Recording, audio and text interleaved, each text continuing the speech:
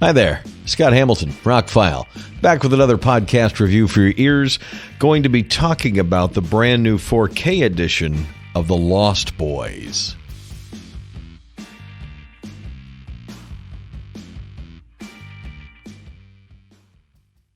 This movie was released in summer 1987. I was in college. This was towards the end of my college. By this time in college, I was staying over the summer instead of going home. Movie was made for $8.5 million. All of it is on the screen. Grossed $32.2 million back in the day. That was a big success considering it made, quite a bit more than it costs to make. Nothing compared to these days. They made a couple terrible sequels. There's a couple comic book series. It's quintessential, though. So I'm not going to spend too much time on the movie because everybody's seen it, I would hope. If you haven't, we'll briefly touch on the movie and then get into the 4K.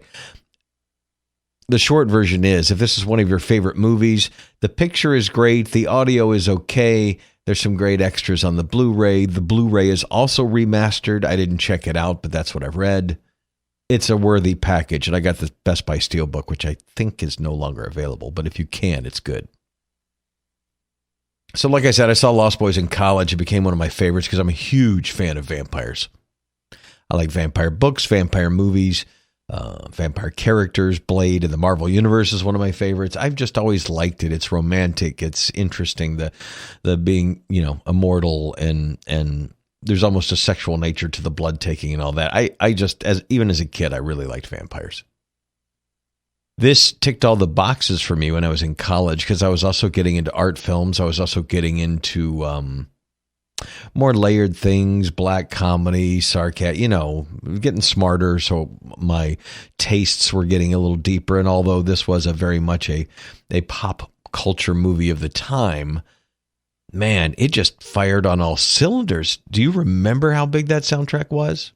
Watching the movie, it all comes back. It's interesting that there's one major song on the soundtrack, or of the soundtrack of the movie, that wasn't on the soundtrack CD. It's the Aerosmith Run DMC Walk This Way. That's in the party scene where the people all get killed by the beach. That's not on the soundtrack. Every other song is used in the movie at least once. The Echo and the Bunnymen Doors cover is used a couple of times. And they use the Cry Little Sister song a couple times. The soundtrack just works. It fits, and it sounds great in this 5.1 mix. They haven't given a new mix to the movie, by the way. Not going to spend too much time on it. My system will rematrix and resend things to channels based on what it finds. It does decode Dolby Atmos and DTS-X, but if it doesn't find that, it will take the Dolby soundtrack, and then it will, try and throw some things in the upper speakers. So I noticed a lot of ambience in the upper speakers. I noticed the children's choir in the Cry Little Sister would come out of the upper speakers. I thought that was pretty interesting. And in the surround sounds as well.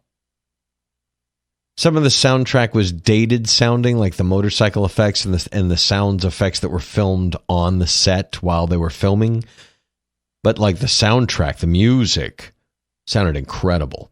So it's a decent soundtrack. It would have been nice to have a brand new crystal clear Dolby Atmos mix, but this is fine for what it is. It just sounds a little dated. The picture, on the other hand, this is the story of some teenagers and a single mom moving to Santa Clara, and there's vampires there. There's hints of it in the beginning. There's hints of it from the comic book kids in the store. And then it finally happens. Everybody's great in the film. Alex Winter, before he was, Bill and Ted. Kiefer Sutherland is great, very young, really great in the role. Jason Patric is great. The Coreys are great. It's the right amount of tongue-in-cheek and the right amount of seriousness. This is something that we got right in the 70s and 80s, and we tend to not get right in the 90s and now, is the mixture of comedy and horror. Recent movies like Ready or Not, I think, nail it. But they're few and far between these days, where it seems like in the older days, back in the day, movies just nailed the tone a little bit better. The gore, when it happens, is pretty gory. The death by stereo scene is still fantastic. Where the transfer really stands out would be, I would say, colors and brightness. The outdoor scenes during the day, crystal clear and bright. Once you get past the opening credits, this happens to a lot of movies when they update it on 4K. The opening scenes, because they were superimposed, the titles and the credits and everything, and sometimes a mixture of footage they shot for the movie and maybe some stock footage.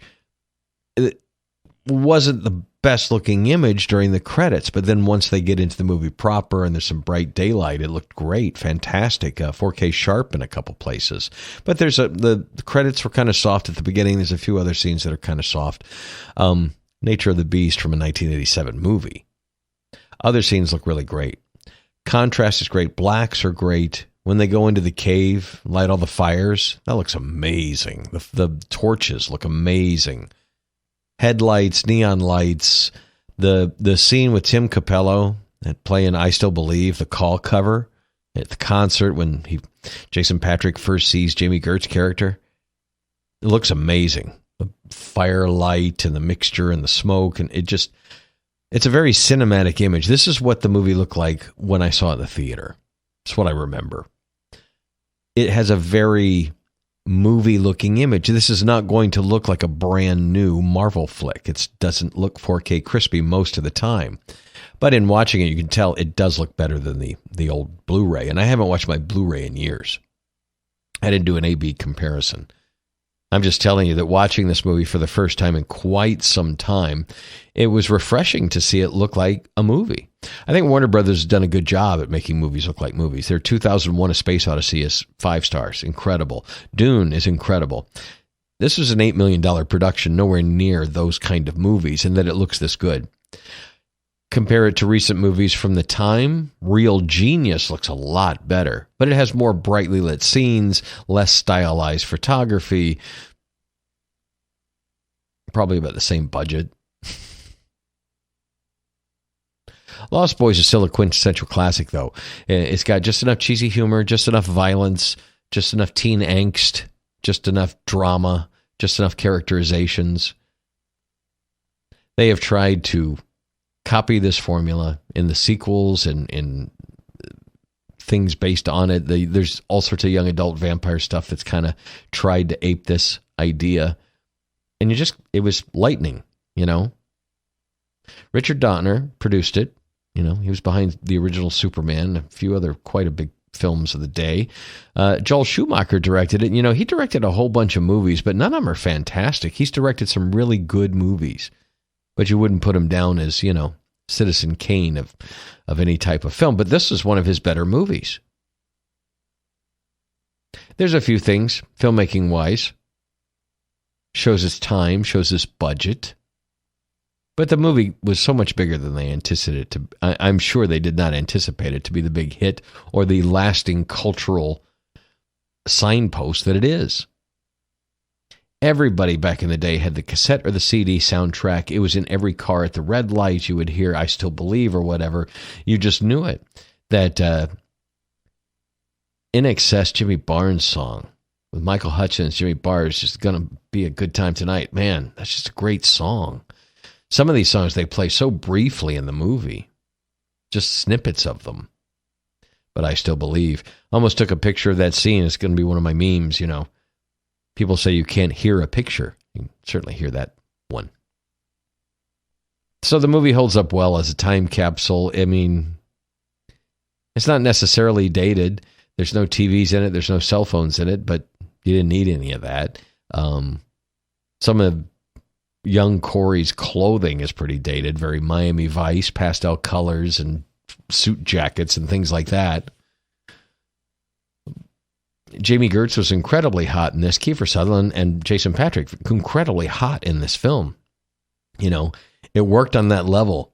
Teens and young adults like this movie. I think folks that liked horror movies like this movie. Comedy folks like this movie. It was one of those movies that just kind of appealed to the entire zeitgeist of people at the time that liked kind of hip, happening movies. It had everything. It had soundtrack, had good-looking actors. It played well in the theater. It was loud, I remember. Yeah, movie holds up. The 4K edition's good. The Steelbook is it's a matte, so it won't show a lot of fingerprints, which is great. It's a different. It's kind of what that what you've seen in the marketing, that blue color, and it's Michael, and in the reflection of the sunglasses, you see them hanging off the bridge from the bridge hanging scene. Some people have complained about this and Poltergeist. Warner Brothers released both those in the same week, that they updated the artwork and didn't use the original artwork. But I got to tell you, I had the Lost Boys poster on my wall for probably 20 years and still have it somewhere in storage. It's an iconic and classic poster that I'm sick of. It was on every VHS. It was on every DVD. It's been on every Blu-ray. I'm glad they've updated it to something else. I know eventually, I figure if you bought the regular 4K, you should take off the slip cover and the regular cover should be under there, but I don't think they did that. So I watched this not expecting a whole lot out of it, and it just very much looks like the best possible version of the film. There's no artifacts in it. Blacks are nice and deep and dark. When they go into some of the really dark scenes, it doesn't get crushed. I remember watching it on streaming and watching it on a Blu-ray. It just got, how that patchwork kind of noise happens in the dark, really dark spaces where there's nothing going on, but it just looks terrible if you look at that. None of that was going on in this 4K, which was great. Some really bright scenes. I don't know how bright the movie really got, but I mean it's almost squint-worthy on some of the headlights, the train lights, things like that, the motorcycle lights. It's a worthy upgrade. I don't know if it's worth the full 4K price. I did like the Steelbook package. It's one of my favorite movies, and so I'm happy to have it in the version it is. Could I have waited for a Black Friday sale to get the 4K by itself a little cheaper? Yeah, maybe. But I'm very happy to have it in 4K, and I think it looks great. Would like an upgraded soundtrack. Wasn't a whole lot of bass response on a lot of things. Trains, a couple other things, but there's no real explosions in the movie. There's no real thumpy music in the movie, so not really a whole lot to show off that expensive subwoofer you bought. But like I said, some of the music cues, some of the overall sound of the movie was very modern, very loud, very clear, very spacious, a lot of ambience and all that kind of stuff. And then some of the other stuff where they pull up to the train trestle bridge, and it just sounded like, there were mics on set and they didn't really mic them close. And yeah, when he gets off his bike and walks towards the camera and says, this will be interesting, or the timing is perfect or whatever, that sounded clear. But like the motorcycle effects and stuff just didn't, I'm used to modern movies where they pull up on motorcycles that kind of surrounds you and everything. It's loud and not so much. But overall, the mix was fine, directional, big, spacious front end there. The music all sounded great. Talking and vocals on songs and all that, very clear in the center channel. All in all, not a bad soundtrack, just not Dolby Atmos wonderment. But the picture, very filmic. Good job, Warner Brothers. It looks as it should, like a 1987 film, and the best it's ever going to look. Check out Lost Boys. It's available now on 4K. Steelbook edition, if it's still available. It's pretty nice. Scott Hamilton, I'm ROCKFILE. My links are below. Thanks for taking time out of your day to listen. It means a lot. Have a great day. Thank you.